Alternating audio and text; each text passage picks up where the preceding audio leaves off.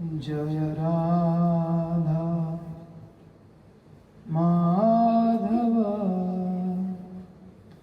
कुंज बिहारी जय राधा माधव कुंज बिहारी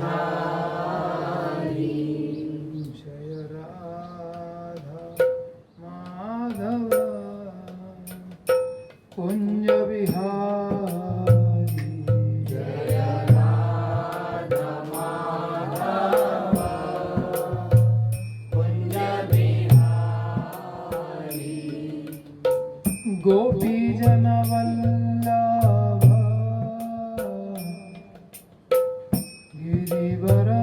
गिरिवरधारी जय गोपी जन वल्लभ गिरिवरधारी यशोदानंदन व्रज जनरंजन यशोदानंदन व्रजरंजन जमुना तीर वनचारी यमुना तीरा वनचारी जमुना तीर वनचारी यमुना तीरा वनचारी जय राधा माधव कुंज बिहारी जय राधा माधव कुंज बिहारी जय राधा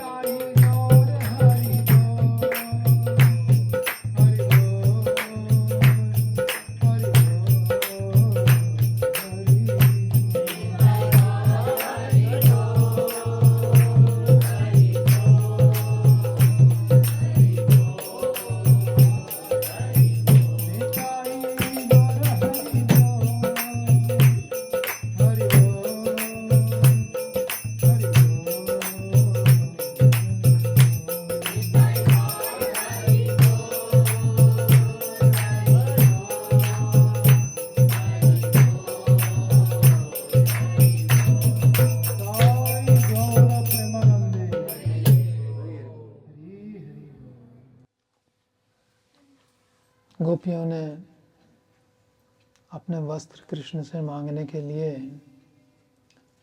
अनेक प्रकार की बातें की, कुछ प्रेम पूर्वक, कुछ दाम नीति के अनुसार ऑफरिंग की। और भय दिखलाया, लेकिन कृष्ण पर कोई असर नहीं, वस्त्र देने को तैयार नहीं। तो लास्ट में गोपियों ने कहा कि श्याम सुंदर ते दास्य करवाम तवोदितम। तवोदितम, आपके मुख से जो निकलेगा, तव उदितम करवाम, हम करेंगे। हे धर्मज्ञ, हे श्याम सुंदर, आप जो कहोगे हम करेंगे, दासी बन करके। देहि वासांसि धर्मज्ञ।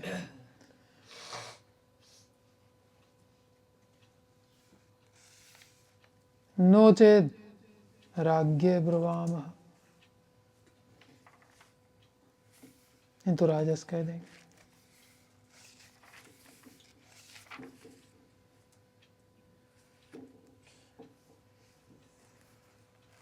कृष्ण ने कहा, इस बात को पकड़ लिया कि दास बनोगी तुम। भवत्यो यदि मैं दास्यो, दासी अगर बनना है, मयोक्तम वा करिष्यथ,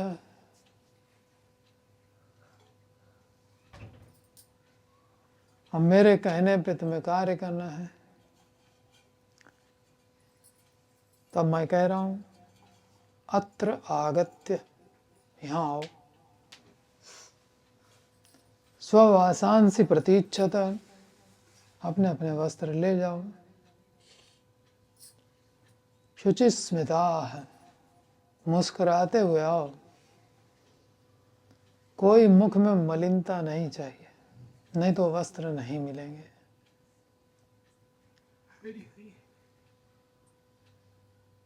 नोचेत, मुस्कुराते हुए नहीं आओगी, न अहम प्रदास्य, मैं दूंगा नहीं वस्त्र। तुम कह रहे हो राजा से कंप्लेन करोगे, किम क्रुद्धो राजा करिष्यति, राजा क्रुद्ध होकर के कर क्या पाएगा। अब राजा अगर नंद बाबा को कह रही हो तो वो तो क्रुद्ध ही नहीं होंगे, और अगर तुम कंस को कह रही हो तो उसमें इतनी क्षमता कहाँ जो हमें दंड दे। इसलिए ये जो तुम डराने वाला काम कर रही हो, इसको तो छोड़ दो। लालच में मैं आता नहीं, केवल प्यार से मुझे वश में किया जा सकता है। केवल साम नीति काम करेगी तो न दाम और न ही भेद, दंड देने की तुम्हारी कोई क्षमता नहीं है, ना इन लोगों की है।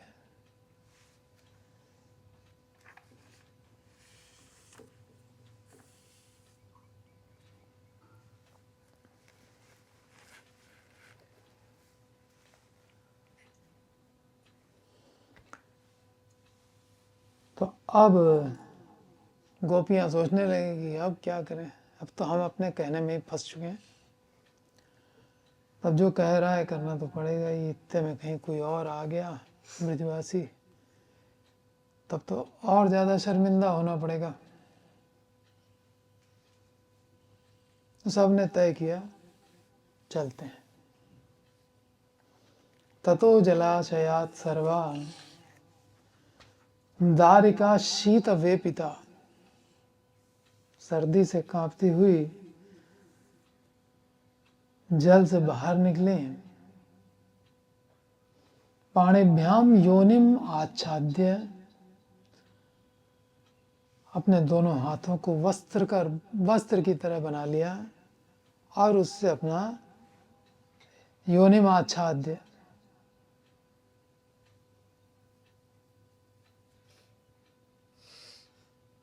योनि को ढक लिया। अब हाथ जो है वस्त्र का काम कर रहे हैं। प्रोत्तेरुः शीतकर्षिता,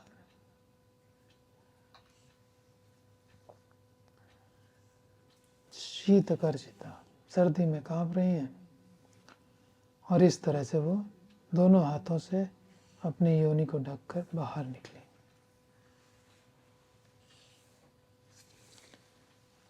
तो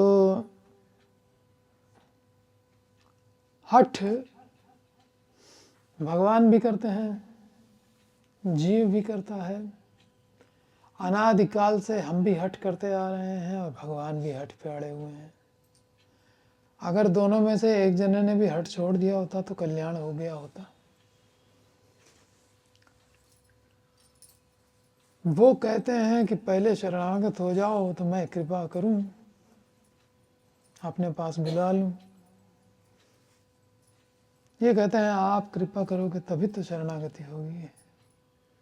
नहीं, शरणागत होगे तो कृपा होगी।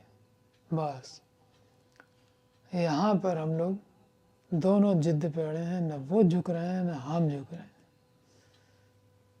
लेकिन यहाँ गोपियों ने कृष्ण की हठ को अपनी हठ के आगे, कृष्ण की हठ के आगे अपनी हठ को तिलांजलि दे दी। यही हमें भी करना पड़ेगा। आज करें चाहे कल करें चाहे अनंत जन्मों के बाद करें, करना तो पड़ेगा यही। अपनी हठ छोड़नी पड़ेगी, शरणागत होना पड़ेगा।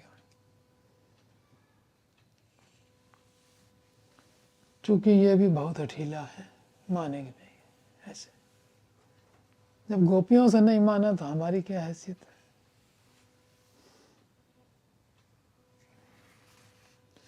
तो हम लोग ने यहाँ पे हठ भी देख लिया दोनों का।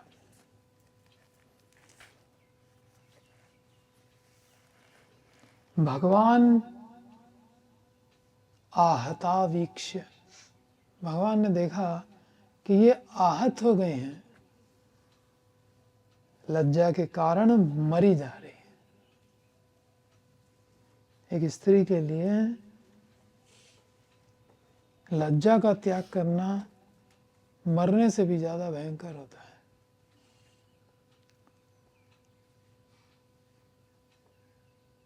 जैसे क्षत्रिय के लिए अपकीर्ति है, मरणादितिरिच्यते। तो भगवान आहता वीक्ष्य, भगवान ने देखा ये लोग तो लज्जा के कारण मृत प्राय हो गए। और भाव कैसा है इनका?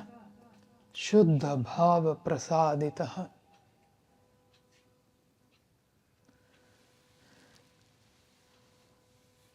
बहुत शुद्ध भाव है इनका। केवल मुझे प्रसन्न करना, इसके अलावा कुछ नहीं है। कोई मिलावट नहीं है कि हाँ थोड़ी अपनी भी प्रसन्नता हो, नहीं।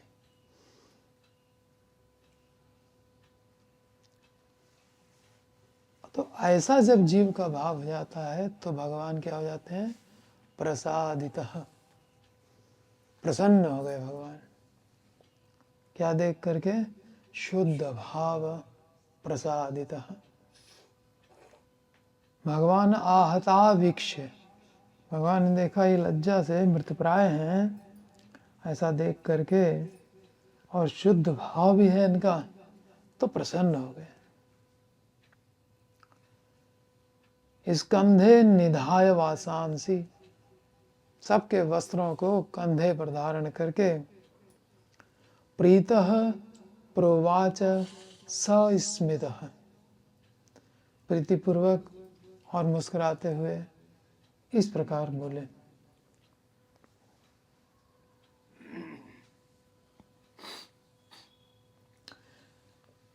यूयं विवस्त्रा यदपो धृतव्रता व्यगाहतैतत् तद उ देवहेलनम बद्धांजलिम मूर्धनि अपनुत्तये अंहसः कृत्वा नमो अधो वसनम प्रगृह्यताम।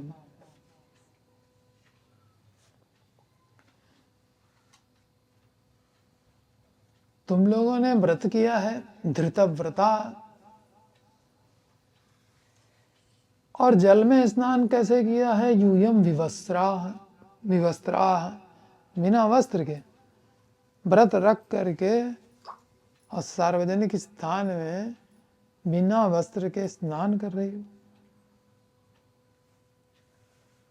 देवहेलनम, निश्चित रूप से ये जल देवता का अपमान है।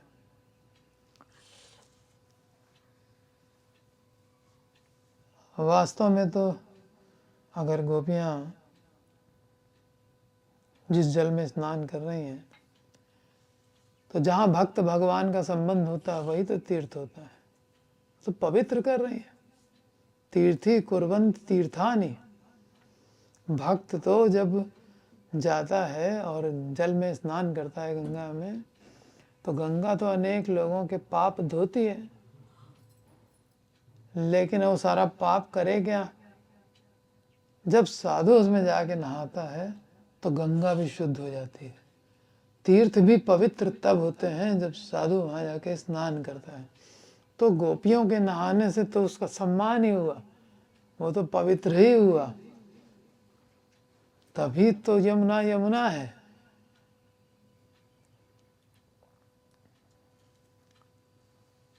लेकिन भगवान ने इस ढंग से कहा, देवहेलनम हुआ तुमसे,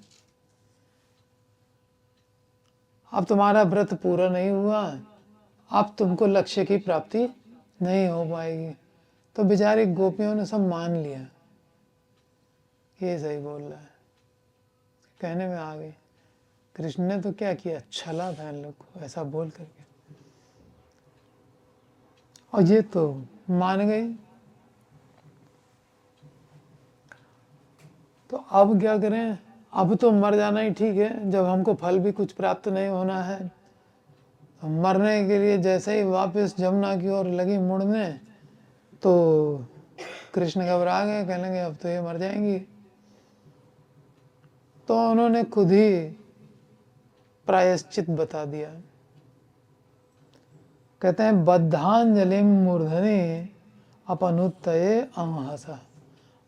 अंहसः अपनुत्तये, अंहसः माने पाप, अपनुत्तये माने उसको समाप्त करने के लिए, बद्धांजलि दोनों हाथ जोड़ करके, कहाँ? मूर्धनि, सिर के ऊपर दोनों हाथ जोड़ करके ऐसे करके आओ, यह है तुम्हारा प्रायश्चित। बद्धांजलि मूर्धनि अपनुपत्तये अंहसः कृत्वा नमो अधो वसनम प्रगृह्यताम। ऐसा करके मेरे पास आओ और अपने अधो वस्त्र ले जाओ। उत्तरीय तो मैं रखूंगा, दुपट्टे में पहनूंगा तुम लोग के, और तुम जो है बाकी के वस्त्र ले जाओ।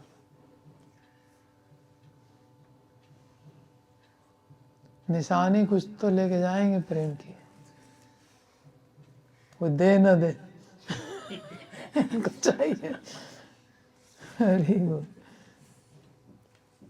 जैसे सुदामा से छीन छीन के खाए, वो दे नहीं पा रहे थे लज्जा के मारे कि ये तो इसमें कुछ क्वालिटी ही नहीं है, ये कृष्ण के लायक कहाँ है। ऐसे ही इनका भी जबरदस्ती कर रहे हैं।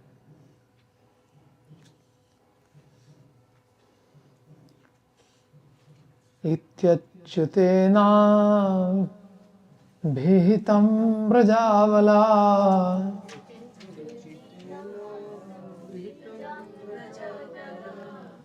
मत्वा विवस्त्राप्लवनं व्रतच्युतिम्।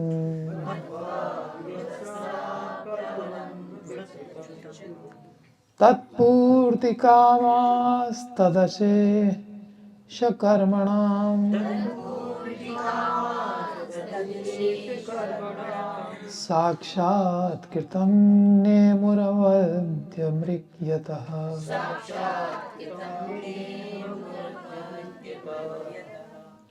इत्यच्युतेनाभिहितं व्रजावलाः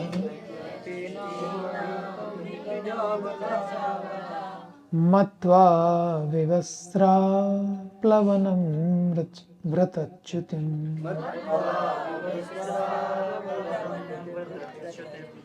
तत्पूर्ति कामास्तदशेष कर्मणाम् साक्षात् कृतं नेमुरवद्यमृग्यतः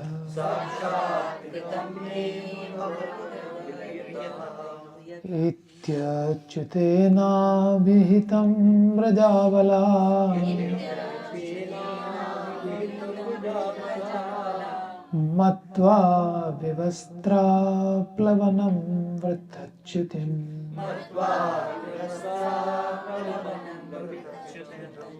तत्पूर्ति कामास्तदशेष कर्मणाम् साक्षात् कृतं नेमुरवद्यमृग्यतः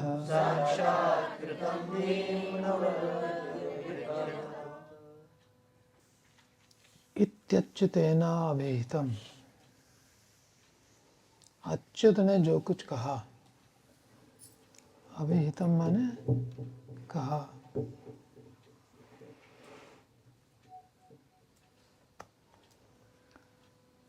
किसने कहा? अच्युतेन, कृष्ण। अच्युतेन अभिहितम, ब्रजाबला, ब्रज की अबलाओं ने मत्वा मान लिया। क्या मान लिया? विवस्त्राप्लवनम, बिना वस्त्र के स्नान। इसके कारण क्या हो गया? व्रत च्युतिम, हमारा व्रत च्युत हो गया, व्रत का फल नहीं मिलेगा।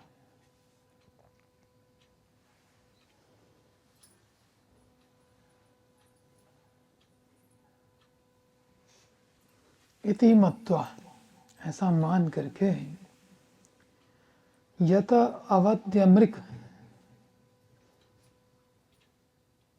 जिससे सारे पाप मार्जित हो जाएं, अवद्यमृक, वो काम किया जाए। क्या है वो कार्य जिससे सारे पाप मार्जित हो जाएं? अहं त्वा सर्वपापेभ्यो मोक्षयिष्यामि मा शुचः।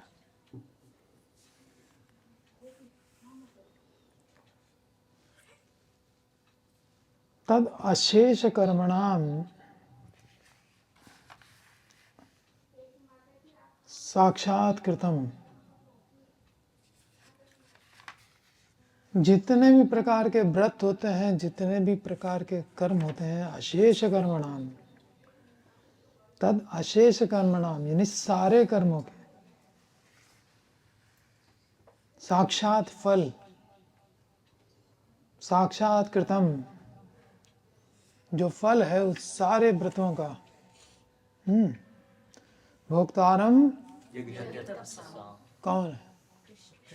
तो सारे यज्ञों का फल है, सारे कर्मों का। यज्ञ माने कर्म, वो कर्म जो कृष्ण की प्रसन्नता के लिए होता है।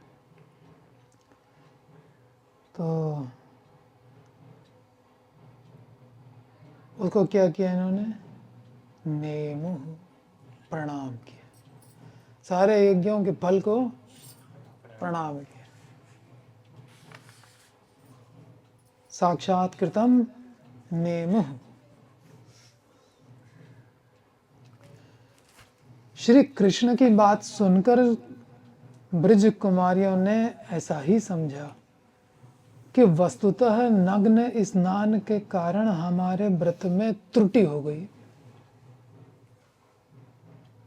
अतः मनोकामना की पूर्णता के लिए, अब मनोकामना तो पूरी करनी ही है, कृष्ण पति रूप में चाहिए तो फिर चाहिए, अब जो कहो उसके लिए हम करने को तैयार हैं। वृंदा देवी ने कहा कात्यायनी व्रत करो, उसके लिए तैयार थे। अब कृष्ण कह रहे हैं कि पश्चाताप करो, तो उसके लिए भी तैयार है। अब चाहे जैसा पश्चाताप हो, सब करेंगे, क्योंकि कृष्ण चाहिए हमको। यह है दृढ़ निश्चय।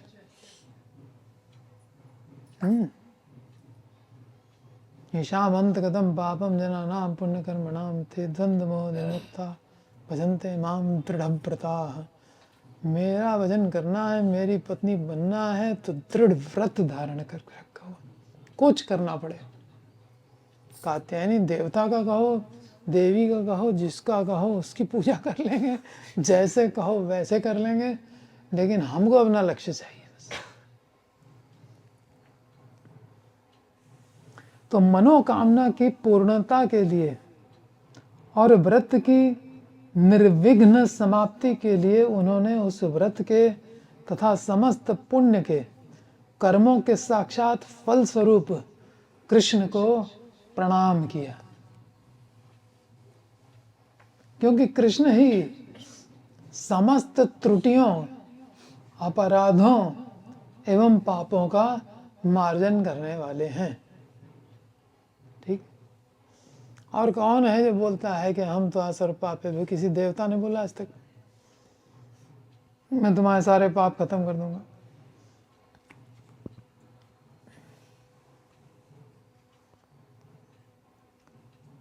तो कहीं भी कोई त्रुटि न रह जाए, उसके लिए कृष्ण नाम कीर्तन होता है।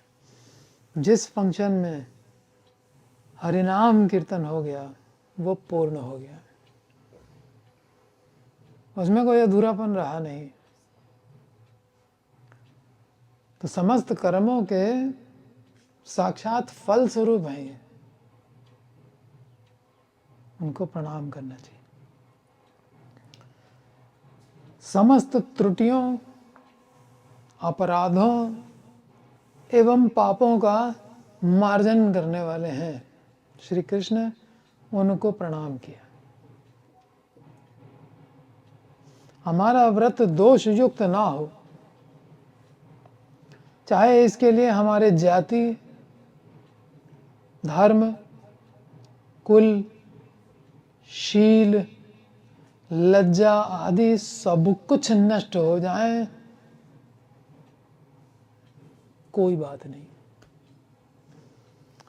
व्रत पूरा होना चाहिए। क्या व्रत है? कृष्ण को पाना है। उसके लिए जो नष्ट होना है हो जाए, धर्म नष्ट हो जाए, जाति नष्ट हो जाए, कुल नष्ट हो जाए, लड़ाइयाँ छिड़ जाएं घर के अंदर, तुम अलग क्यों जा रहे हो? जा रहे हैं, जाएंगे, रोक के दिखा दो, हो गई लड़ाई।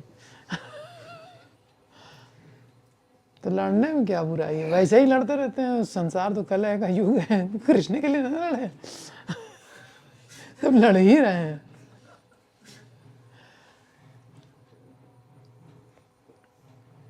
तो गोपियों का निश्चय तो इतना है कि हमारा व्रत दोष युक्त ना हो।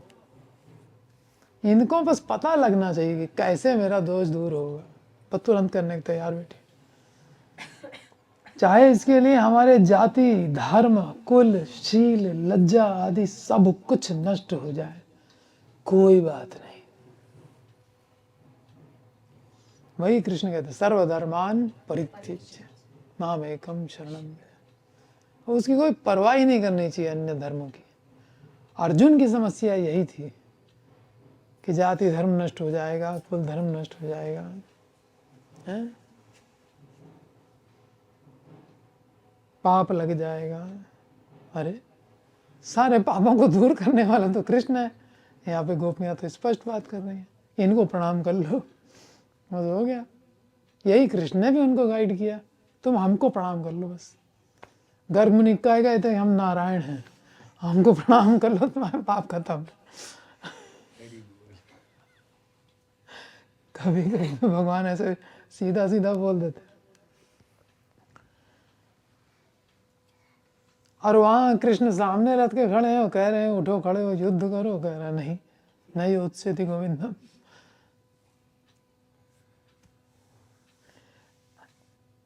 तो इसी को मोह अवस्था कहते हैं। यहाँ मोह अवस्था है क्या?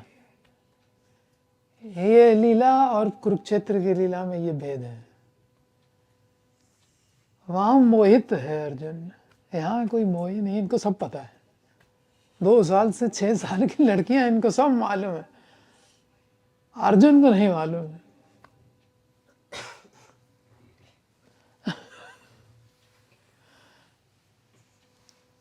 क्या डिफरेंस है लेवल का।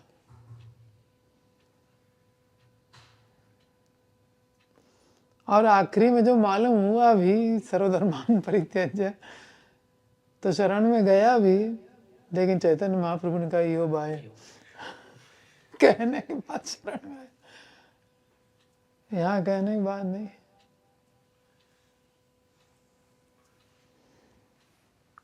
ऐसा निश्चय कर, प्रियतम ने जैसा कहा उन्होंने वैसा ही किया।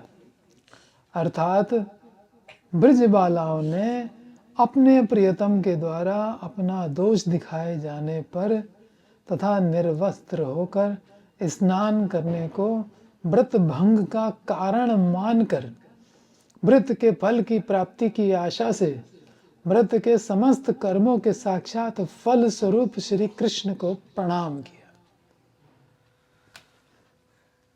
सारा प्रायश्चित यही है, कृष्ण को प्रणाम करो बस।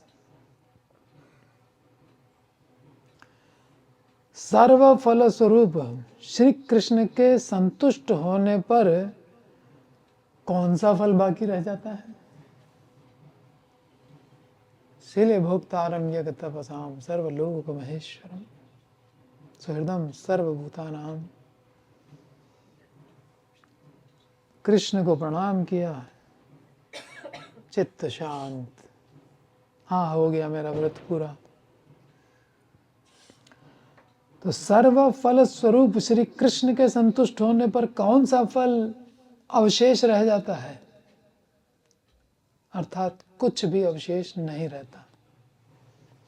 यदि कहो देखो ऐसा करने से फल तो प्राप्त होगा परंतु दोष भी होगा, दोनों चीजें होंगी साइमल्टेनियसली।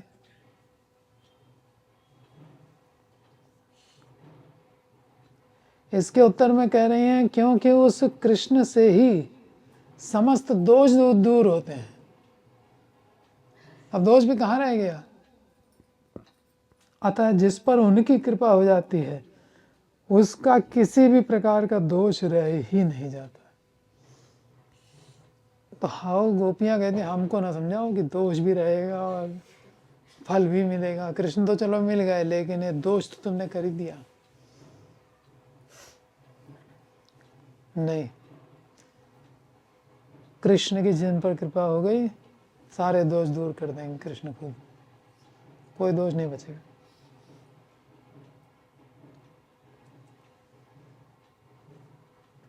तो यही सब बातें हैं जो बहुत ही संवेदना पूर्वक श्रवण करके चिंतन करना है, जिससे कि हमारी भक्ति में अनन्यता आएगी, है ना?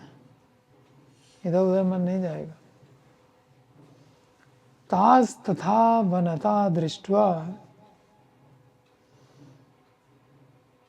भगवान देवकी सुतः वासांसि ताभ्यः प्रायच्छत्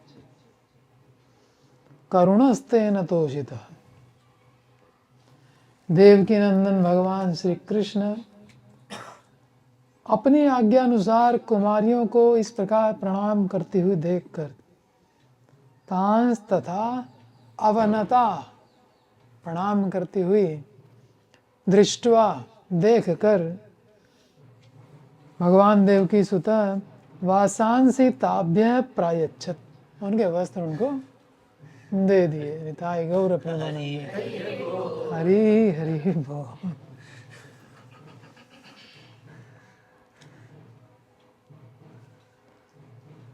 करुणस्तेन तोषितः, एक तो बहुत संतुष्ट हैं उनसे, दूसरा उनके मन में दया भी है, करुणा।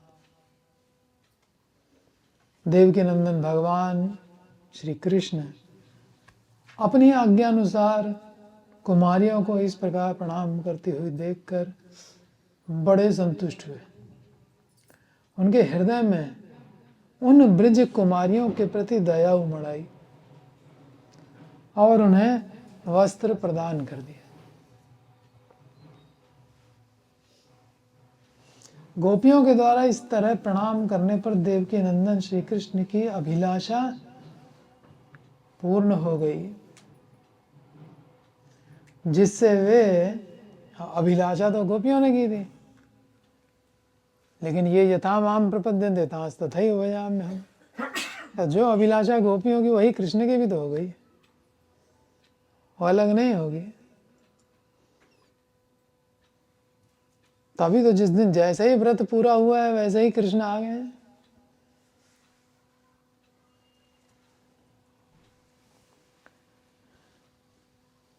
गोपियों के द्वारा इस प्रकार प्रणाम करने पर देवकी नंदन कृष्ण की अभिलाषा पूर्ण हो गई, जिससे वे गोपियों के प्रति बहुत संतुष्ट हुए और उन्होंने करुणा से युक्त होकर उन्हें वस्त्र प्रदान कर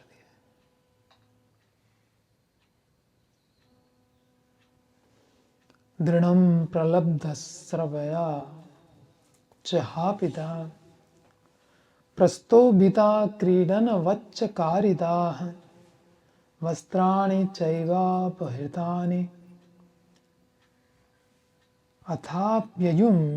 अथाप्यमुं ता नाभ्यसूयन् प्रिय संग निर्वृता।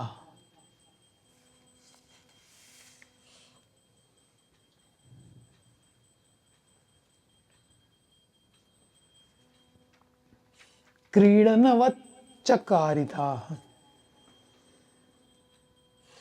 खेल के लिए जैसे कठपुतली होती है, धागे से बांध करके जैसे चाहो वैसे नचाओ, ऐसा भगवान ने गोपियों को कठपुतली जैसा बना लिया, खेल रहे हैं। क्रीडनवच्चकारिता, क्रीडनवत् कारिता च, उनको अपने खेल का सामान बना लिया। ये हाथ जोड़कर सिर के ऊपर हमको प्रणाम करो, और कर रही हैं, जैसे जैसे कह रहे हैं वैसे वैसे हो रहा है। तो ये तो वो खिलौना होता है, ऐसी चाबी भरी राम ने।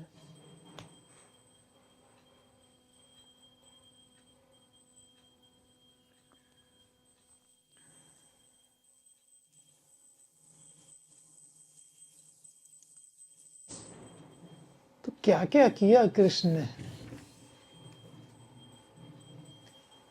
प्रिय परीक्षित, तत्पश्चात भगवान श्री कृष्ण ने कहा, हे कुमारियों, निर्वस्त्र होकर स्नान करने से तुम्हारा अपराध हुआ है। ऐसा कहकर उन्होंने उन्हें छला। अपराध हुआ कुछ नहीं था, लेकिन ऐसा बोल करके छला गोपियों को, गोप कुमारियों को।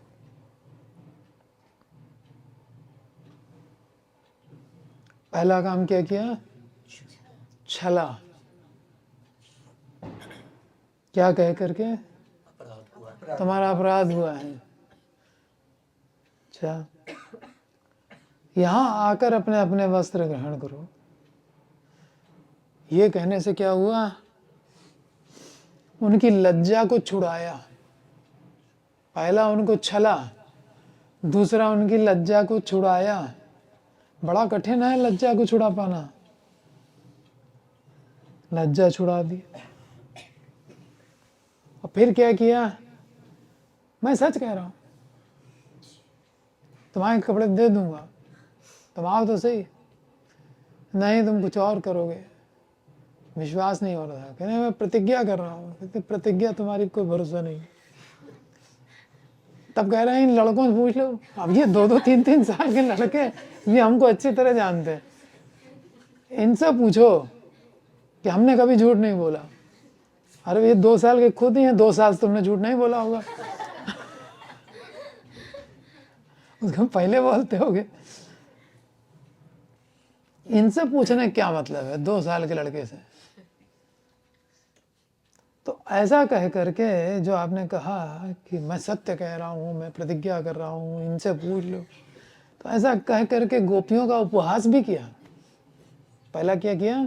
छला, दूसरा लज्जा देती, लज्जा छीन ली, तीसरा सच बोलना, उपहास किया, मजाक बनाया उनका।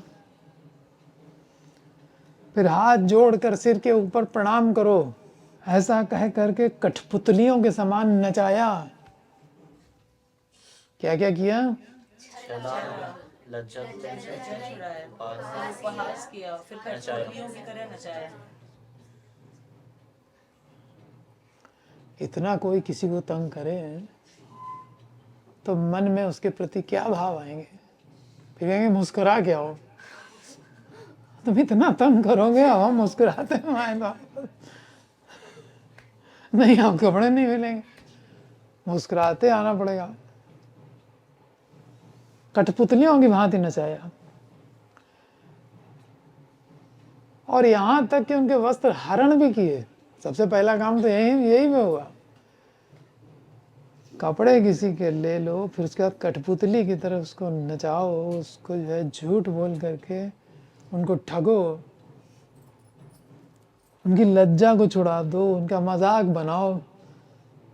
कितना अपमान किया कृष्ण ने। परंतु इस प्रकार का आचरण किए जाने पर भी गोपियों ने उनके प्रति किंचित मात्र भी दोष दृष्टि नहीं रखी। जरा सी दोष दृष्टि नहीं आई गोपियों की।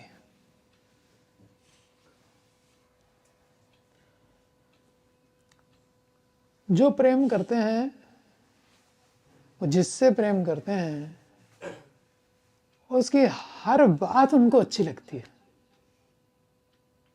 अब कृष्ण कितना ही तंग कर रहे हैं, लेकिन सब अच्छा लग रहा है।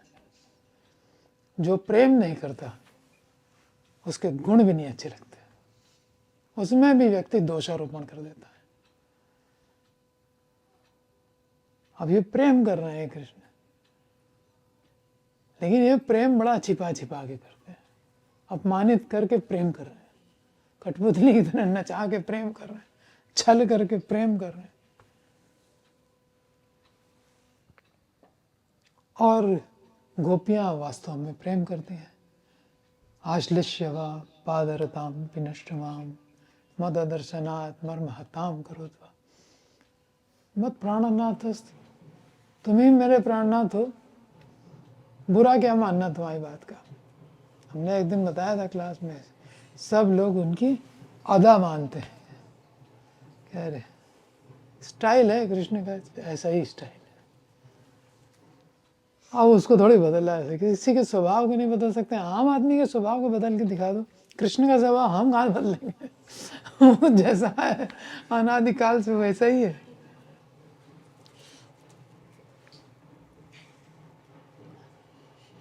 तो क्या क्या किया जो बुरा नहीं माना? हाँ हाँ, लज्जा छीन ली, उपहास किया, फिर कठपुतली की तरह नचाया। और किंचित मात्र भी दोष नहीं है। वाह, भगवान हमने ऐसा क्या किया है कि आप हमें इतना कष्ट दे? हमने तो कभी किसी का कुछ नहीं बिगाड़ा। ऐसी शिकायतें लोग लेके आ जाते हैं, फिर अपने आप को हम कृष्ण से लड़ते हैं। बड़ा प्रेमी आदमी हो भाई, अभी प्रेम किया नहीं, अभी सिद्धांत समझे नहीं, गीता समझ में आया नहीं, लड़ना पहले चलो।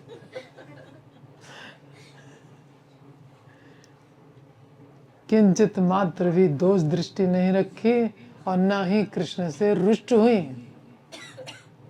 जरा सा नाराज भी नहीं हुई कि तुमने ऐसा क्यों किया, या बाद में कभी टोका हो, कभी नहीं। भूल गए सब उसी समय क्या क्या हुआ था।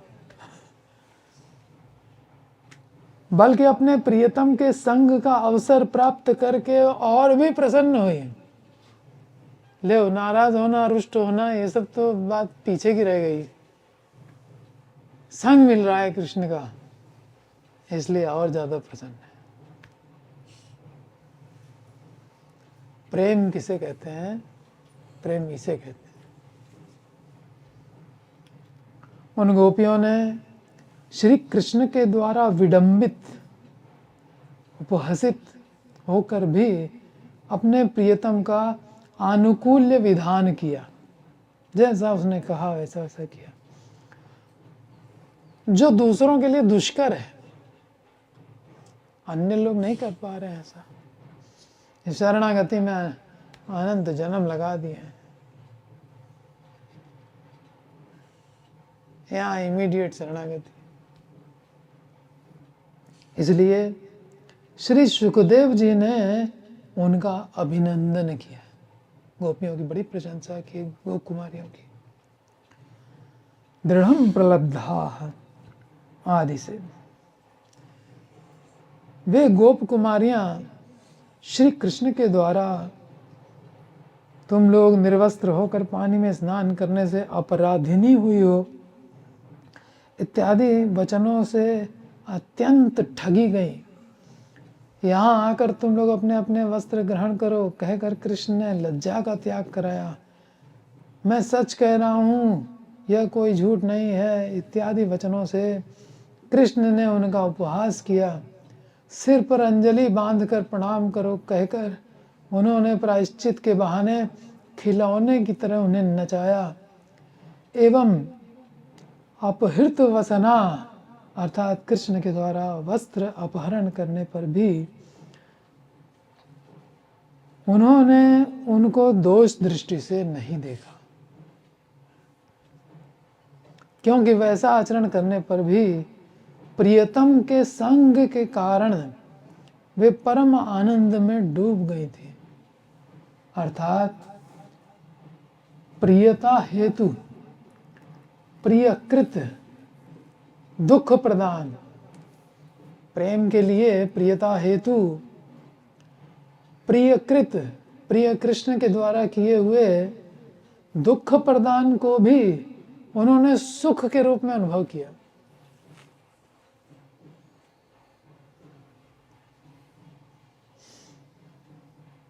प्रियता हेतु प्रियकृत दुख प्रदान को भी उन्होंने सुख के रूप में अनुभव किया। अपरिधाय स्ववासांसि प्रेष्ठ संगम सज्जिता गृहीत चित्ता नो चेलुः तस्मिन् लज्जायुते क्षणाः।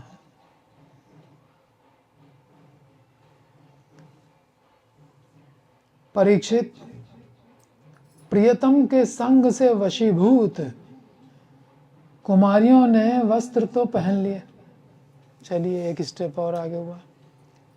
वस्त्र कृष्ण ने दिए, इन्होंने धारण किए, परंतु उनके चित्त को संपूर्ण रूप से श्री कृष्ण ने आकृष्ट कर लिया था। अब जाएं तो कहाँ जाएं? अब घर जाएंगे।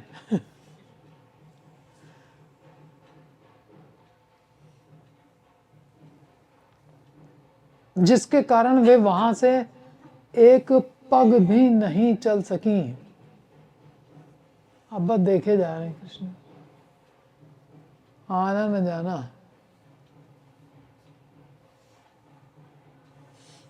अपनी लजीली रसीली चितवन से श्री कृष्ण को निहारते हुए वहीं की वहीं खड़ी रह गई।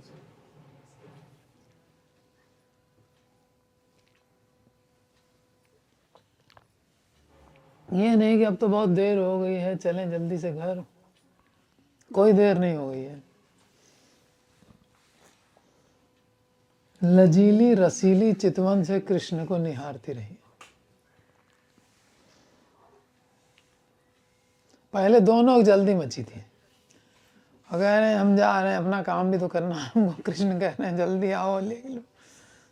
नहीं तो हम ये कर देंगे, झूला लगा लेंगे और क्या क्या पता नहीं।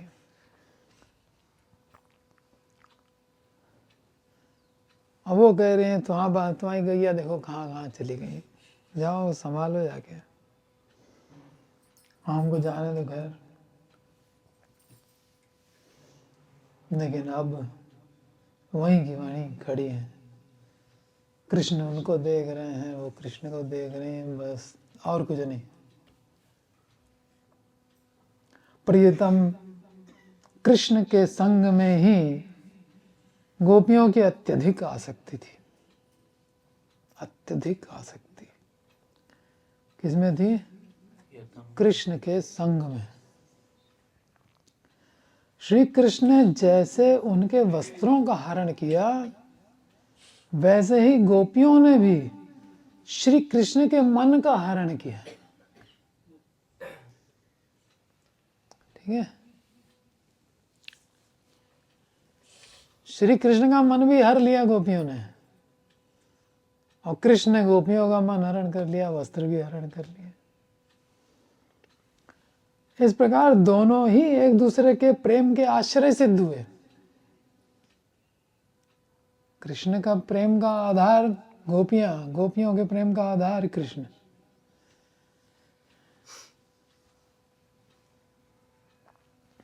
दोनों प्रेम का एक आश्रय होता है, एक विषय होता है, दोनों ही आश्रय हैं।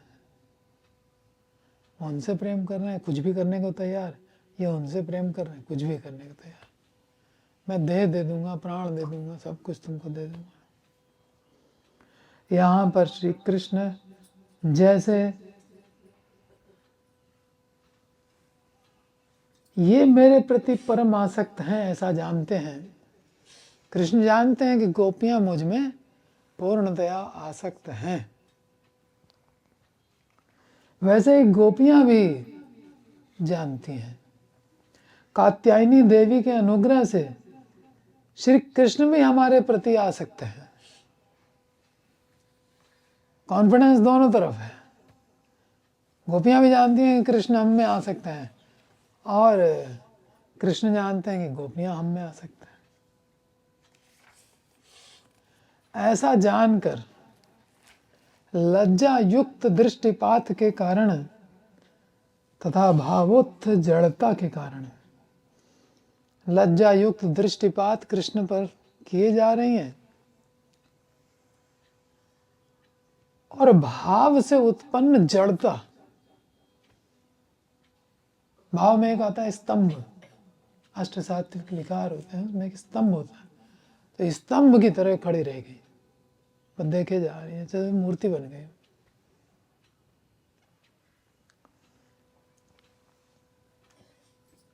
तो भावोत्थ जड़ता, भाव से उत्पन्न जड़ता के कारण वहां से जा नहीं सकी।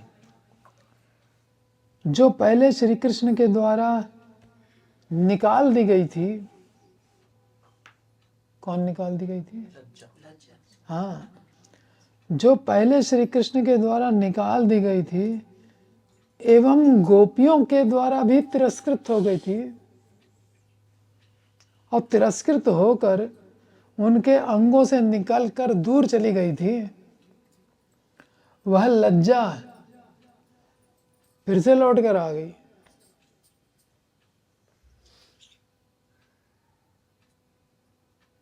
तथा उसने उनके अंगों में पहले से अधिक अधिकार जमा लिया। अब लज्जा तो बहुत ही बड़ी सीमा तक चली गई। तो ये जो भाव है लज्जा का प्रेम में, इसको क्या कहेंगे? कभी आ रही है, कभी जा रही है, संचारी भाव। इसको बोलते हैं संचारी भाव, जो चलता रहता है ना? कभी आता है, कभी नहीं होता है। तासाम विज्ञाय भगवान स्वपाद स्पर्श कामया धृतव्रतानां संकल्पम आह दामोदरो बला।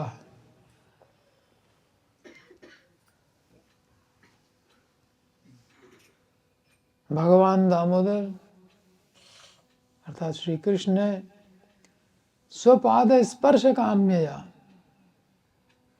गोपियां क्या चाहती थी? कृष्ण के चरण कमलों का स्पर्श। स्वपाद स्पर्श काम्यया, उस कामना से क्या किया इन्होंने? धृतव्रता, व्रत धारण किया। संकल्पम,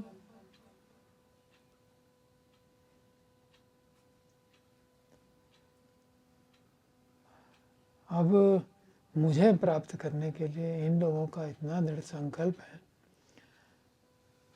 कि वृंदा देवी की आज्ञा का ठीक ठीक पालन करना, फिर हम जो कह रहे हैं उस आज्ञा का भी पालन करना।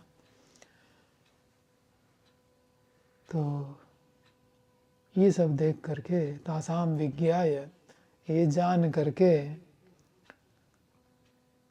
दामोदर ने कहा,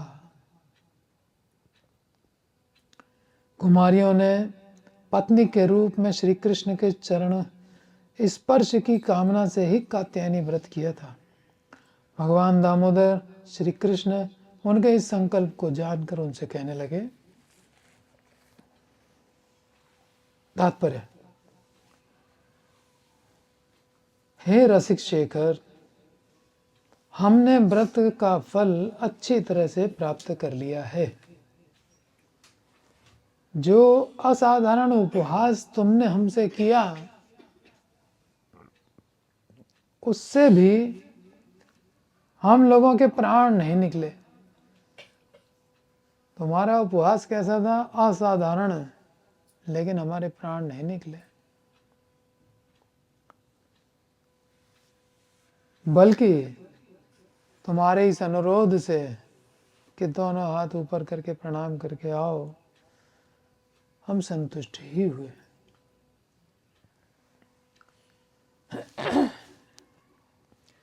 जल से हमें निकालकर विविध प्रकार की चातुरी दिखाकर, हमारे सर्वांग दर्शन कर, हमारे कपड़ों को अपने कंधे पर धारण कर, उन्हें हमें प्रदान करते समय तुमने जो कुछ कहा, एवं उसके प्रत्युत्तर के रूप में हम केवल लज्जित भाव से आपको देखती रही। इससे हम लोगों का तुम्हारे प्रति अपराध हुआ या तुम हमसे संतुष्ट हुए, हम नहीं जानते। गोपियां कह रही हैं कि हम तो आपको देखते रहे बस। अब ऐसे में हमसे क्या हुआ, अपराध हुआ, आप संतुष्ट हुए नहीं हुए, हमको नहीं मालूम।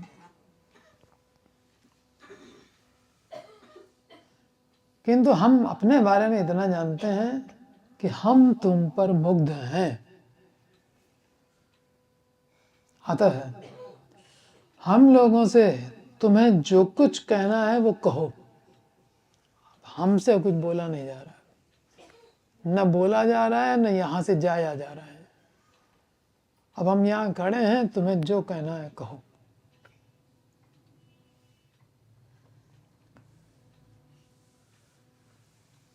बस तुम जो कहोगे उसे सुनेंगे और हम घर लौट जाएंगे। क्या कहना चाहते हो? तो वही है कि हम दामोदर ने कहा। क्या कहा वो अगले सप्ताह का विषय है। तो 3 श्लोक कहे हैं भगवान ने।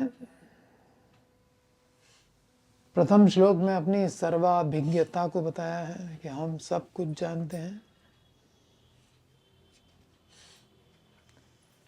बाद में उन्होंने गोपियों के इस प्रश्न का उत्तर दिया है कि क्या कहना चाहते हो।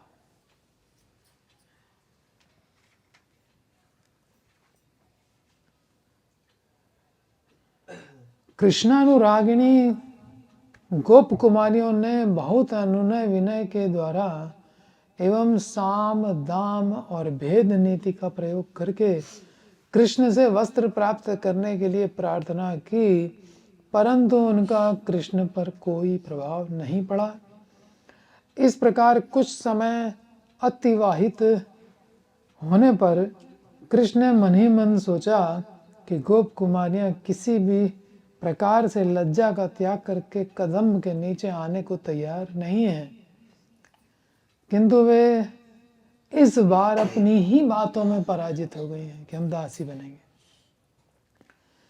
क्योंकि उन लोगों ने कहा है कि हम तुम्हारी दासी होकर तुम्हारे सभी आदेशों का निर्विचार रूप से पालन करेंगे, सोचेंगे भी नहीं तुमने क्या कहा है, ठीक है कि नहीं है, ये सब विचार अब हमें नहीं करना, तुमने कहा और हमने माना और कर डाला। अतः अब ये लज्जा का त्याग करने के लिए बाध्य है। अब मेरी मनोवासना पूर्ण होगी, इसमें कोई संदेह नहीं है। यह सोचकर रसिकेंद्र चूड़ामणि ब्रजराज नंदन ने उनसे कहा, हे गोप कुमारियों, तुमने मेरी दासी बनकर जो मेरी आज्ञा पालन करने की बात कही है, उसकी सत्यता की परीक्षा अभी हो जानी चाहिए।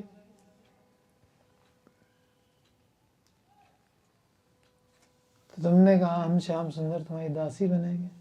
अहो कदा दास्यो भविष्यत, कब दासी बनोगी, कोई डेट फिक्स की है? हाँ, इस तारीख से हम तुम्हारी दासी, या अभी से दासी हो? कहने बनोगी कब दासी? अभी तो हम कह रहे हैं कि आओ, तो आ नहीं रही। लज्जा तुमको लग रही है। अहो कदा दास्यो भविष्यत,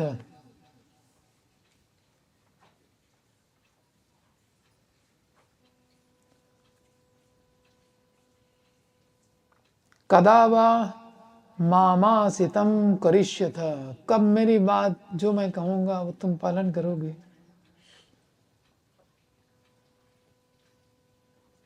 मेरी समझ में नहीं आ रही। यदि तुम्हारी बातें सत्य हैं, यदि वेत्थम सत्यमेव, और यदि तुम सचमुच ही मेरी दासी बनकर मेरा आदेश पालन करने के लिए कृत संकल्प हो, तो तुम सभी मिलकर पानी से निकलकर वस्त्र ग्रहण करने के लिए हंसती हुई मेरे निकट आओ, परंतु आते समय तुम्हारा मेरे प्रति बिंदु मात्र भी क्रोध या असंतोष का भाव नहीं होना चाहिए। दासी बनूंगी कब? यही प्रश्न हम लोग से भी है। शरणागत होंगे, पहले ग्रेजुएट हो जाएं, पहले ये हो जाएं, अपने जीवन के लक्ष्य बना रखे हैं, ये हो जाए फिर उसके बाद तो शरणागत ही होना। बच्चे सेटल हो जाएं, उनकी शादियाँ वादियाँ सब हो जाएं, उसके बाद तो क्या शरणागति माता जी।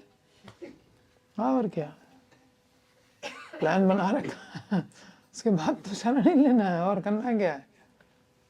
अब बुढ़ापे में करेंगे शरणागति तो उसके बाद करना ही क्या रहेगा।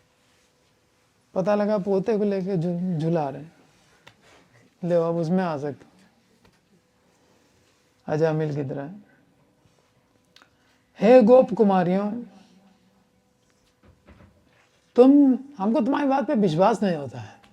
इन्होंने कहा था कि तुम्हारे ऊपर हमको विश्वास नहीं है, ये कह रहे हैं हमको तुम्हारे ऊपर विश्वास नहीं है।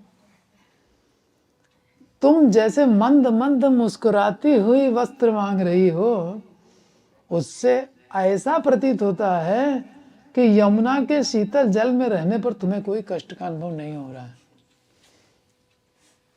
झूठ मूठ कांप रही हो, सब कुछ तुम्हारा ऐसे ही है।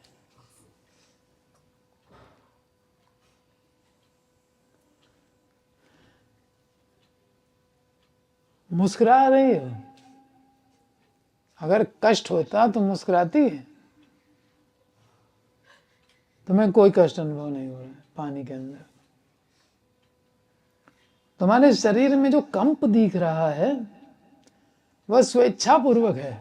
तुम लोगों ने पता नहीं क्या कांपना सीख लिया है तो कांप रही हो जबरदस्ती का।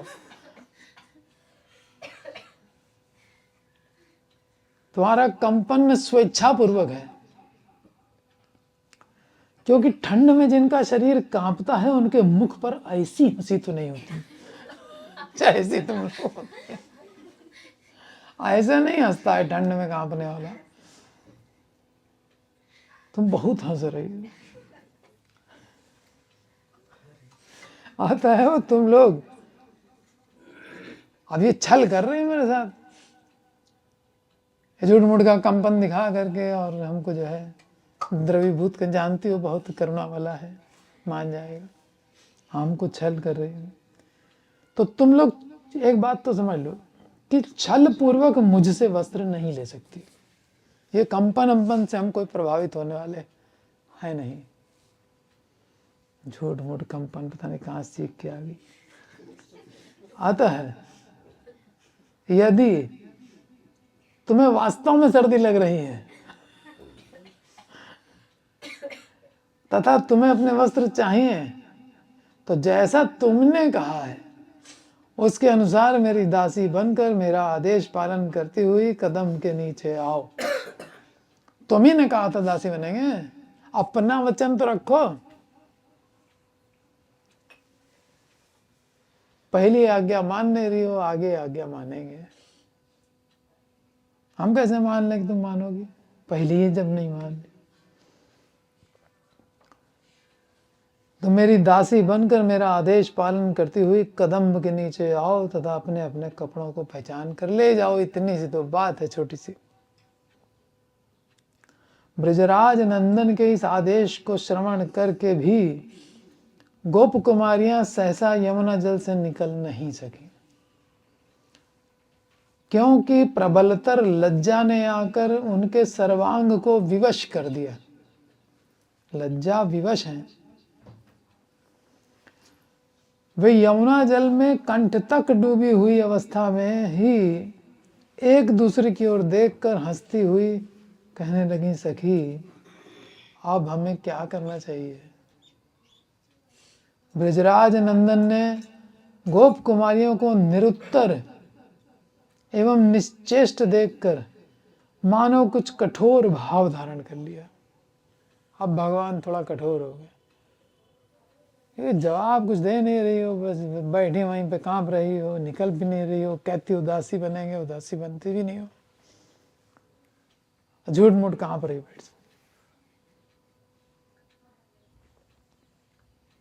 तो कहने लगे कठोर होकर के, श्री गोपाल चंपू में लिखा है कि न वयम वृथा कृताशानाम कन्या पाशानाम संबंधम अनुरुद्महे। हे गोप कुमारियों, वृथा आशा करने वाली, आशा करती हो कि हम तुम्हारे पति बने, तुम्हारी आशा बेकार की है, बात माननी नहीं है पति की, तो पति का है बना रही है। वृथा आशा करने वाली, दुशील, एक तो जमुना में ऐसे ही नहा रही हो व्रत रख के, मिथ्यावादी, झूठ मूठ कंपन कर रही हो। तो ऐसी जो दुशील हैं, वृथा आशा करने वाली हैं, जो मिथ्यावादी हैं, ऐसी कन्याओं के साथ मैं कोई संबंध नहीं रखना चाहता। अब ये तुम जान लो, हमें नहीं तुम लोग से कोई रिलेशन रखना। हाँ बोले पहले तो बात प्रायश्चित तक की रह गई थी, अब तो ये साफ साफ बोल दिया हमें संबंध ही नहीं रखना तुमसे। कहती कुछ हो, करती हो नहीं।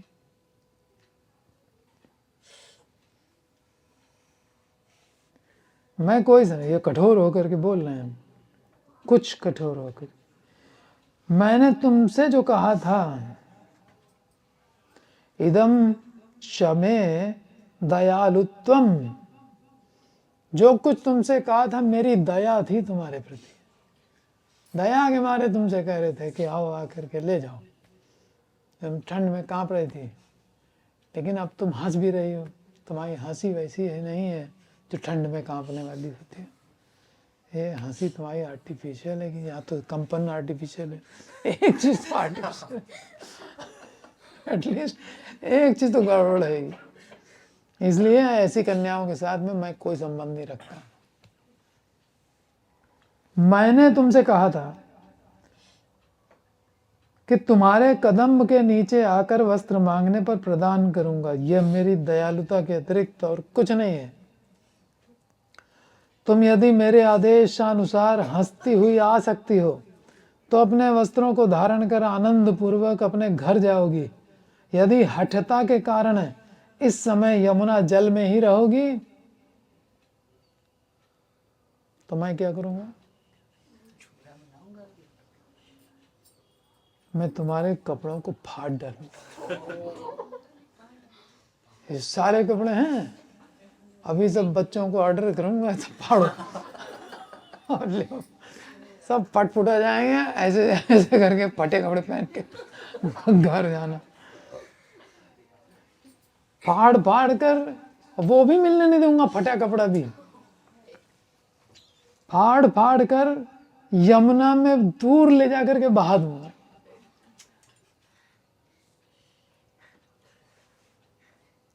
और मैं खुद अपने काम से चला जाऊंगा जहां हमको जाना है। अब तुम बिना वस्त्र के यहाँ पड़ी रहना।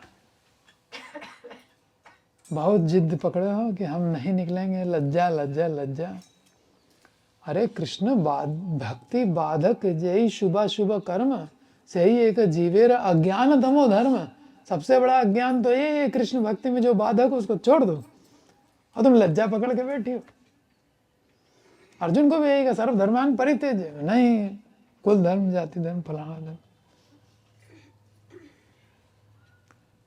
माम एकम शरणम व्रज, उसी एक ही श्लोक में तो कह रहे हैं सर्वधर्मान परित्यज्य माम एकम शरणम व्रज। अर्जुन क्या था, कृष्ण की शरण भी ले रहा है, शिष्यस्ते हम जाति माम तो हम प्रपन्नम, और धर्मों की भी शरण ले रखी है। ये दो शरण थोड़ी चलेंगी, तो अनन्य भक्ति कहाँ है तुम्हारी? धर्म को छोड़ो, खाली हमारे शरण में आओ। और तुम लज्जा को छोड़ो, वो धर्म पकड़े हुए हैं, ये लज्जा पकड़े हुए हैं। कुल शील मर्यादा लज्जा, जो बाधक आए मेरी सेवा में उसको छोड़ दो, सोचो विचारो नहीं। ये नरोत्तम दास ठाकुर का जो पद है, अब बिल्कुल यहाँ गोपियों के भाव से मैच करता है। तो मैं क्या करूँगा? अब हठी मैं भी कम नहीं हूँ, तो तुम लोग समझ ही गए होगे अभी तक। तो मैं फाड़ डालूंगा सारे कपड़े, और जमुना ये जिधर की ओर जा रही है, तुम लोग जिधर नहा रही हो, आगे का जो फ्लो जा रहा है उसी में डाल दूंगा। ये नहीं पीछे जाके डालूंगा तो फिर तुम लोग अपने अपने कपड़े ढूंढ निकालोगे।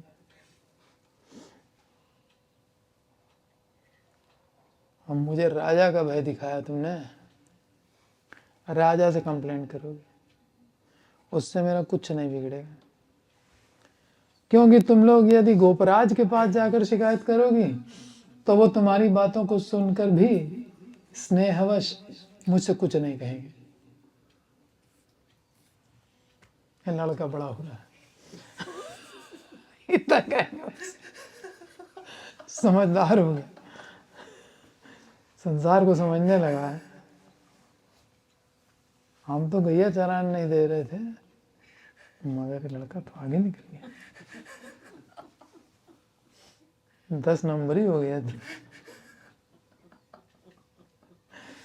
तुम्हारी बातों को सुनकर भी स्नेहवश मुझे कुछ नहीं कहेंगे। इतना कॉन्फिडेंस है कृष्ण को अपने पिता पर, कुछ नहीं बोलेंगे।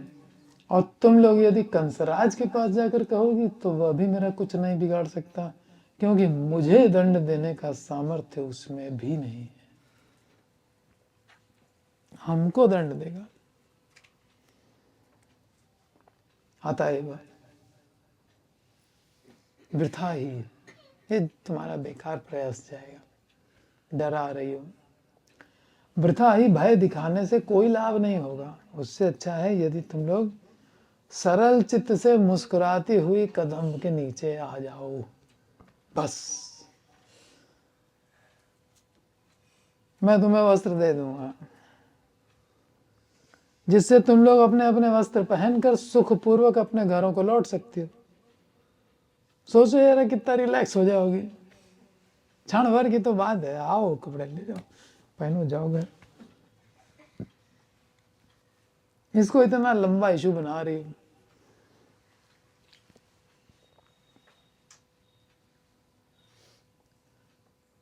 सुखपूर्वक घर लौट सकती हो, और मैं भी तुम्हारे वस्त्रों को लौटाकर सुखपूर्वक अपने कार्य के लिए जा सकता हूँ। अटका रखा है तुम लोगों ने हमको भी। गोप कुमारियों ने लज्जा से झुके हुए अपने मुख कमल उठाए तथा अपलक नेत्रों से ब्रजराज नंदन के मुख कमल के असमोर्ध माधुर्य राशि का आस्वादन करने लगी। ब्रजराज नंदन भी अपलक नेत्रों से प्रेमवती गोप कुमारियों के प्रेम माधुरी से पूर्ण मुख कमलों का सौंदर्य निरीक्षण करने लगे।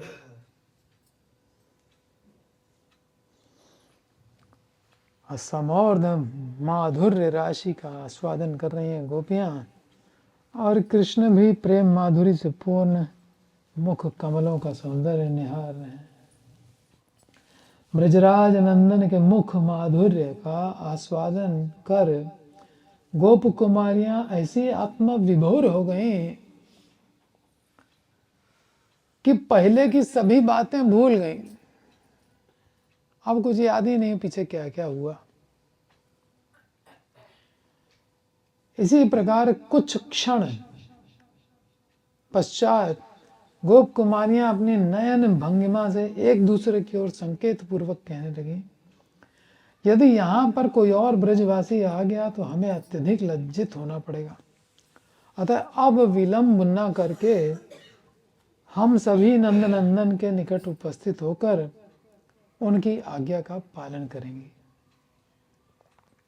ऐसा निश्चय कर असंख्य गोप कुमारियां यमुना जल से उठकर पंक्तिबद्ध होकर एक लाइन बना करके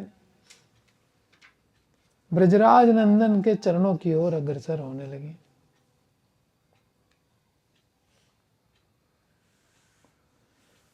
हस्त पल्लव कृताग्रवस्त्रिका केश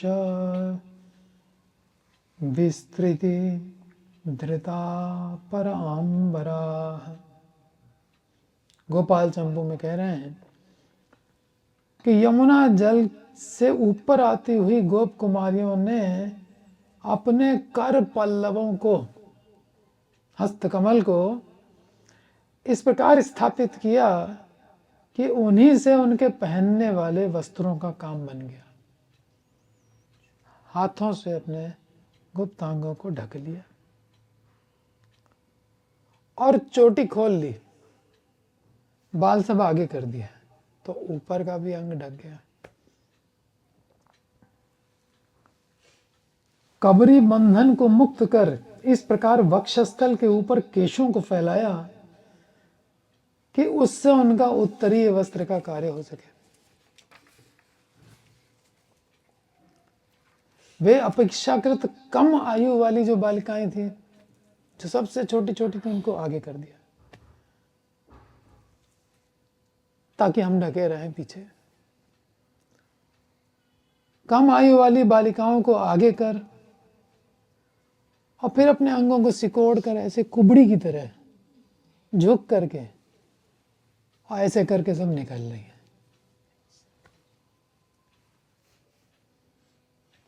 धीरे धीरे कदम वृक्ष के नीचे आकर उपस्थित हुई। श्री कृष्ण प्रेम सिंधु में निमग्ना नग्न गोप कुमारियों का यमुना जल से उठकर यमुना के तट पर स्थित कदम्ब वृक्ष के नीचे श्री कृष्ण के निकट आगमन अतीव मधुर है।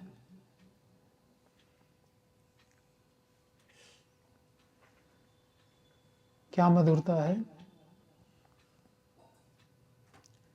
गोप कुमारियां जब यमुना जल से निकलकर तट पर आईं, तब उन्होंने अपने दोनों स्कंधों से वस्त्रों को, वक्षों को ढकते हुए जांघों तक केशों को झुला दिया उससे उनके शरीर का सामने वाला भाग संपूर्ण रूप से आच्छादित हो गया। उस समय ऐसा प्रतीत हो रहा था मानो प्रगाढ़ अंधकार समावृत चंद्रकला समूह धीरे धीरे अग्रसर हो रही है। चंद्रमा तो पूर्ण है लेकिन मेघों से आच्छादित है और धीरे धीरे करके मूव कर रहा है। ऐसे गोपियां आ रही हैं। तो केश जो है वो बादलों की तरह है और उनके अंग जो है उनकी तुलना चंद्रमा से की गई है। तो बादलों से आच्छादित चंद्रमा वो जैसे चलता हुआ आ रहा है। गोप कुमारियां जब यमुना जल से कदम्ब वृक्ष की ओर जाने लगी तब उनके अलौकिक कृष्ण प्रेम व्यवहार को देखकर जो सराउंडिंग में सब लोग थे वो भी बहुत प्रसन्न हुए। सब सेवा करने लगे गोपियों की। यमुना जल में स्थित नील कमलों के समूह ने उनके नयनों में अपनी शोभा अर्पित कर दी। नेत्र कैसे हो गए? नील कमल जैसे। यमुना जल विहारिणी हंसिनियों ने उनके गमन में अपनी गमन माधुरी का उपहार प्रदान किया। उनकी चाल हंसिनी जैसी हो गई।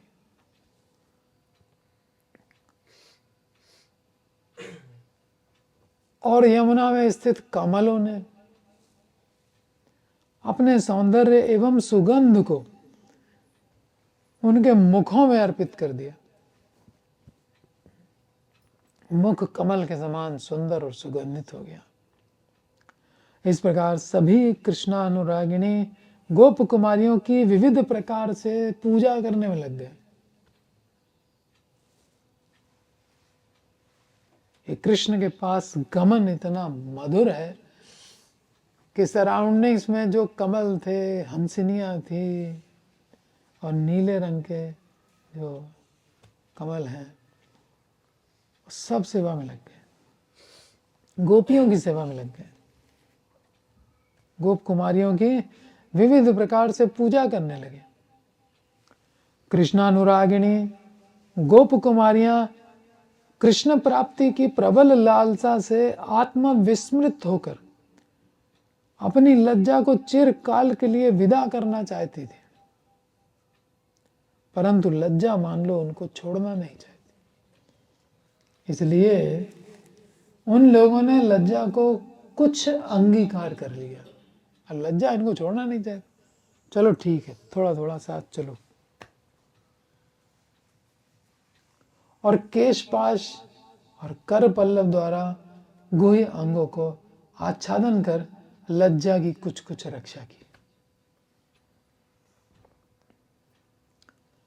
वे जब उन्मुक्त देह से नंद नंदन की ओर बढ़ने लगे तब प्रेमावेश में एवं यमुना के शीतल जल में अवस्थान जनित ठंड से उनके अंग कंपित हो रहे थे। शरीर के अंग कांप रहे हैं एवं बीच बीच में उनके कदम भी लड़खड़ा जा रहे हैं मारे ठंड के। फिर भी वे धीरे धीरे आकर कदम के नीचे आकर ब्रजराज नंदन के सामने पंक्तिबद्ध होकर खड़ी हो गई। तब ऐसे करके हाथ जोड़े, बाल आगे फैलाए हुए। इस विषय में श्री सनातन गोस्वामी, श्री रूप गोस्वामी, श्री जीव गोस्वामी आदि वैष्णव आचार्यों के सिद्धांतों के अनुसार इस लीला के तत्व पर विचार करने पर ऐसा प्रतीत होता है कि एकादश समास तत्र गूढ़ार्चि सबलो अवसत। श्रीमद् भागवत के वचनों से स्पष्ट जाना जाता है कि श्री कृष्ण ने गोप गोपियों के साथ विविध लीला विहार कर 11 वर्ष की अवस्था में मथुरा में प्रवेश किया। इसका मतलब ये वस्त्र हरण की लीला 11 के तो अंदर ही है। अतः वस्त्र हरण लीला 11 वर्ष से कुछ कम आयु में हुई थी, इसमें कोई संदेह नहीं है। श्री कृष्ण ने जिन गोप कुमारियों के साथ यह लीला की, वे कोई भी कृष्ण की अपेक्षा अधिक आयु की नहीं थी, अपितु वे अति कम आयु की थी। यह हेमंते प्रथमे मासी नंद ब्रज कुमारिका, कुमारिका शब्द से बात स्पष्ट हो चुकी है। श्रीमद् भागवत में जैसे इस लीला का वर्णन है, उससे गोप कुमारियों की जिस आयु का अनुमान होता है, उस आयु में उनके अंग प्रत्यंग ऐसे विकसित नहीं हो सकते कि जिससे उनके अनावृत होने पर उन्हें किसी प्रकार की लज्जा का बोध हो सके। अंग विकसित नहीं है तो फिर लज्जा किस बात की?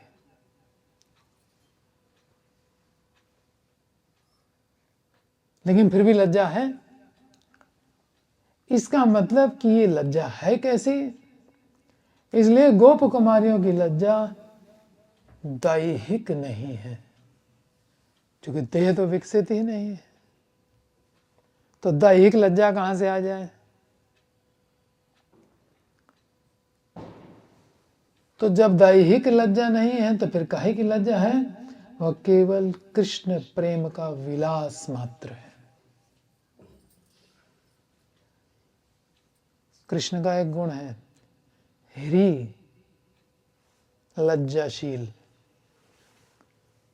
भक्तों में भी भगवान के गुण आ जाते हैं। ये उन 50 गुणों में है जो जीव में भी विकसित हो सकते हैं, लेकिन पूर्ण मात्रा में नहीं होते। फिर 5 गुण ऐसे हैं जो ब्रह्मा और शिव में हो सकते हैं। फिर 5 और मतलब अन्य जीवों में होंगे ही नहीं, ब्रह्मा शिव में तो होंगे। 50 तो ब्रह्मा शिव में भी हैं और 5 और हैं जो जीव में नहीं होते। फिर 5 गुण ऐसे हैं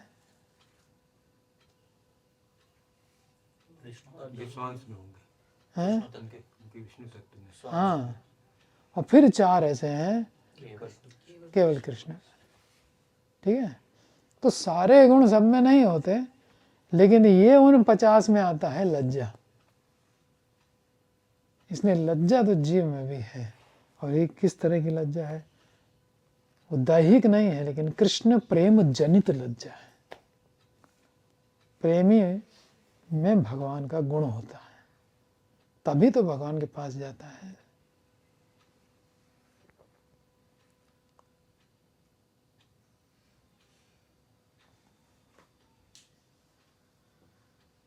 तो उस आयु में अंग प्रत्यंग वैसे विकसित नहीं होते जिसके कारण लज्जा आए, लेकिन लज्जा तो है।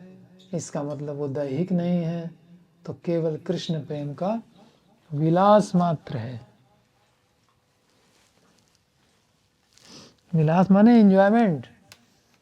कृष्ण को आनंद तभी आएगा ना, लज्जाशील होंगे लोग। गोपियां लज्जा ही नहीं हो तो फिर तो क्या रस है लीला में? निर्लज्ज स्त्रियों के साथ में कृष्ण थोड़े ना जाके लीलाएं करेंगे।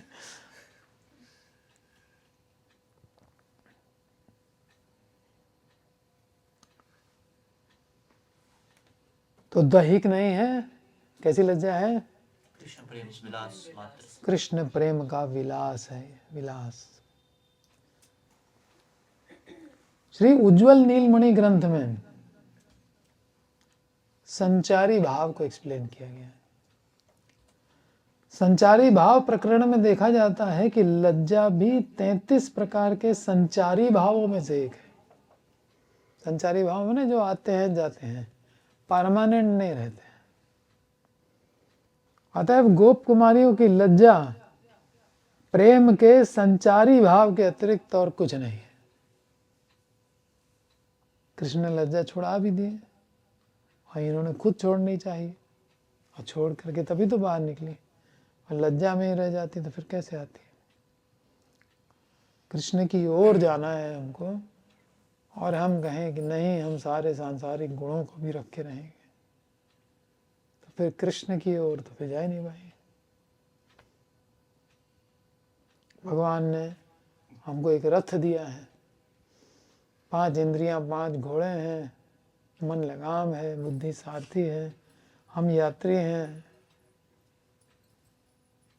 काहे के लिए रथ दिया है? रथ पे बैठो और चलो। किधर चलो? अपने घर की तरफ चलो, और क्या है, भगवान की ओर चलो। लेकिन हम उसको बस बाएं मोड़ लेते हैं, हाँ माया होती है, और दाहिने मोड़ लें तो कृष्ण मिल जाए। अनादिकाल से हम मुड़ जाते हैं गलत डायरेक्शन में, फंस जाते हैं।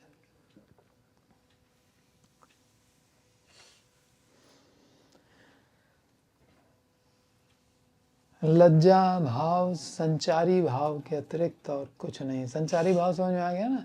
जो आता है हाँ, एक स्थायी भाव होता है जो कृष्ण प्रेम, ये एक स्थायी भाव है। और लज्जा संचारी भाव से, प्रेम परमानेंट बना रहेगा, चाहे कृष्ण कुछ भी करें, आश्लिष पादरताम विनष्ट। हाँ, वो संचारी नहीं है प्रेम। ऐसा प्रेम तो फिर व्यापार हो जाएगा। उसने हमारे हिसाब से रेसिप्रोकेट नहीं किया तो फिर हमने प्रेम नहीं किया, तो फिर प्रेम था ही नहीं। इसका मतलब व्यापार कर रहे थे, कंडीशन हो गया। Conditional love is not love.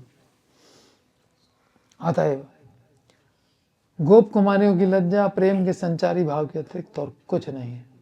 गोप कुमारियों की दैहिक लज्जा न रहने पर भी वे प्रेम स्वभाव सुलभ लज्जा से अभिभूत होकर अनावृत देह में कृष्ण के निकट जाने में संकोच कर रही थी।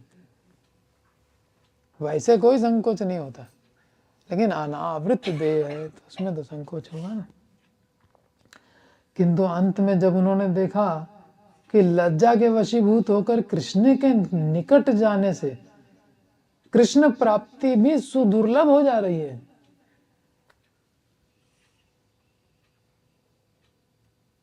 कि दुराशा रखने वाली स्त्रियों के साथ या लड़कियों के साथ हम कोई संबंध नहीं रखते, जाओ,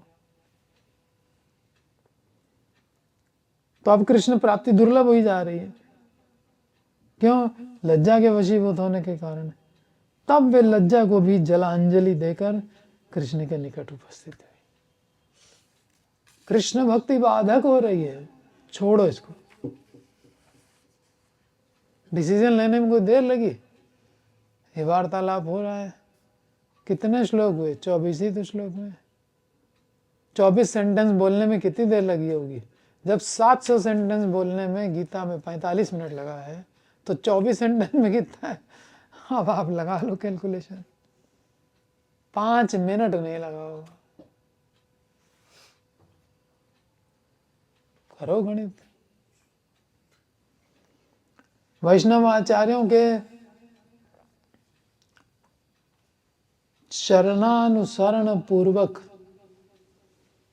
महाजनों ये न गता सा पंथा, चरण अनुसरण पूर्वक, वैष्णव आचार्यों के चरणानुसरण पूर्वक वस्त्रहरण लीला की आलोचना करने पर, ठीक है, आलोचना का मतलब निंदा ही नहीं होता है,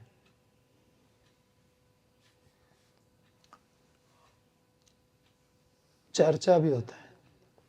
आलोचना करने पर गोप कुमारियों के प्रेम की महिमा का ही अनुभव होता है। अगर आप अपने आचार्यों के चरणानुसरण पूर्वक इस वस्त्रहरण लीला की आलोचना करेंगे, उसको श्रवण कीर्तन करेंगे, तो गोप कुमारियों के प्रेम की महिमा का ही अनुभव होगा। कितना प्रेम करती है गोप कुमारियों का लज्जा त्याग। अब यहाँ पर जो है परंपरा नहीं होगी तो इस लज्जा त्याग को जीव पता नहीं कहाँ से कहाँ ले जाएगा। हाँ? और ये जो लज्जा त्याग है, ये उनके प्रेम की चरम पराकाष्ठा है। चरम पराकाष्ठा मतलब एकदम कल्मिनेशन है ये, हिमालय की चोटी है ये, प्रेम के हिमालय का शिखर है ये। तो गोप कुमारियों का लज्जा त्याग उनके प्रेम की ही चरम पराकाष्ठा है। किंतु ऐसे बहुत से विद्वान हैं। अब ये एक तो हो गया कि आचार्यों के चरण अनुसरण पूर्वक अगर सुनेंगे तो हम प्रेम की महिमा समझेंगे और इस लज्जा त्याग को हम पराकाष्ठा मानेंगे प्रेम की। किंतु ऐसे बहुत से विद्वान हैं जिन्हें भक्ति सिद्धांतों का लेश मात्र भी ज्ञान न रहने के कारण वे गोप कुमारियों की लज्जा त्याग के विषय में एक अलग ही सिद्धांत स्थापन करते हैं।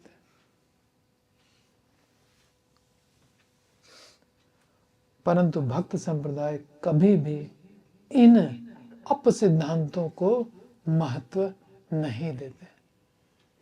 वैष्णवों को चाहिए हमेशा परंपरा से सुने, क्योंकि सर्पोच्छिष्टम यथापय अवैष्णवात् मुखोदगीर्णम पूतम हरि कथामृतम। हरि कथा तो पवित्र है रे, भागवती तो कह रहा है, चलो सुन लेते हैं ना। वैष्णव नहीं है, पहले तो पता लगाओ कि बोल कौन रहा है, परंपरा देखो उसकी, तब सुनने के लिए बैठो। किसी को भी सुनने बैठ गए तो ये ऐसे ऐसे पॉइंट्स आएंगे भागवत में जिसमें गड़बड़ी होगी, उसी की ओर संकेत किया जा रहा है। बाकी सिंपल बातें हैं, जैसे हम शरीर नहीं है, हम आत्मा है, ये है वो है, तो सबका कॉमन ही होगा। परंतु ये है संवेदनशील बिंदु जहाँ पर ये लोग गड़बड़ करते हैं और हमारे आचार्य स्वयं बता रहे हैं यहाँ यहाँ गड़बड़ी होती है। वो सब अनुभव है, हमको बचा रहे हैं।